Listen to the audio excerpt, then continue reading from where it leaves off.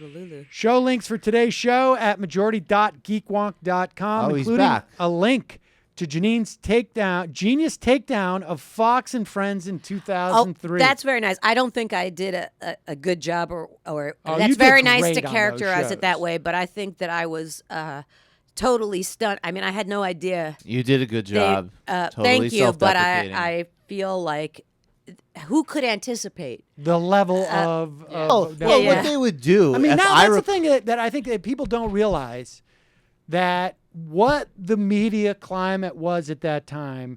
Now we see Fox and Friends say something stupid and it's mildly amusing. But back at the time, this was sort of revolutionary. You had people on television. It was the only outlet that existed for anything other than this sort of like conventional, we should just go to war because it's the responsible They also thing lied to do. about why they were having me on. Really? Yeah, I was leaving something else that I had unfortunately been, on to be mocked. And one of the PAs came running after me and said, "Will you please do Fox and Friends tomorrow morning?" And I was like, "What is it?" They said, "It's just our morning show. They want to talk about MoveOn.org and stuff like that." And I said, "Okay." And then, of course, that wasn't the case. Who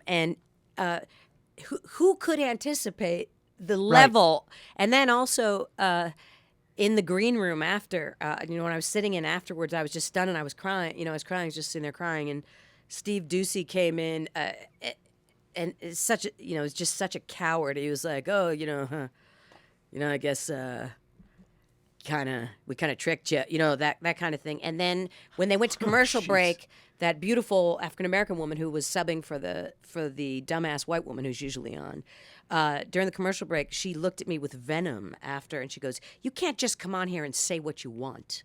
And I was like, I don't understand what is happening. This is so crazy, And then I walked home from the place, and I've discussed this before. I just walked home crying, just because I don't. Like I said, it's hard to remember how ridiculous the atmosphere was. And shortly after that is when I was just walking, and some guy threw a full soda can at me.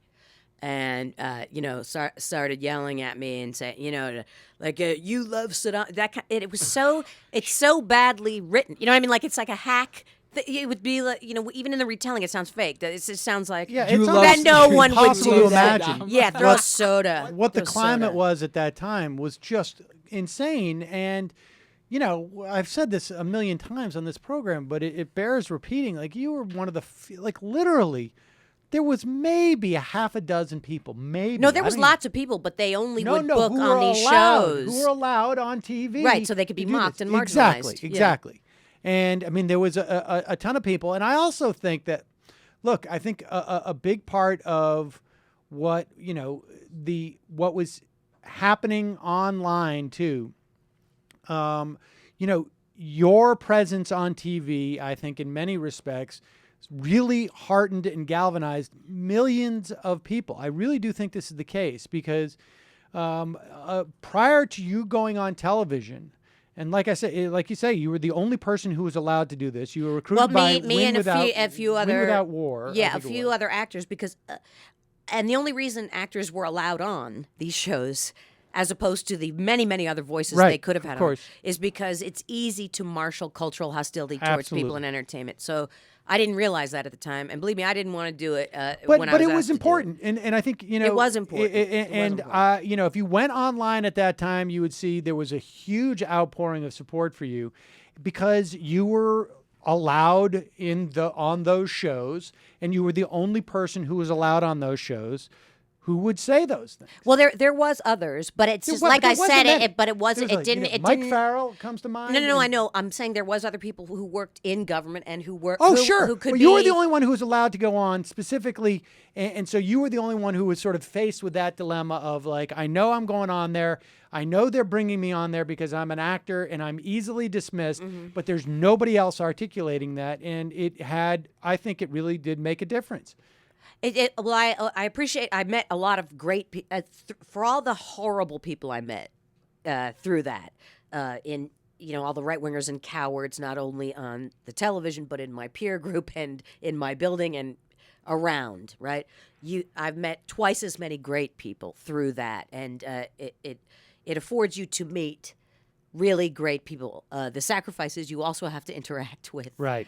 their polar opposites on the other side, on the wrong side of history. But like I said, to this day, some of those people hold a grudge like you can't believe. Like those right wingers will still take an opportunity if they can to take a shot at me Sure. and others. Because the it's Iraq thing worked convenient. out so well, and we're all so much safer Well, now. Bill and- O'Reilly still says I owe him an apology for being wrong about that. He's still waiting. By the way, I think he he's is. going to keep waiting, is my sense.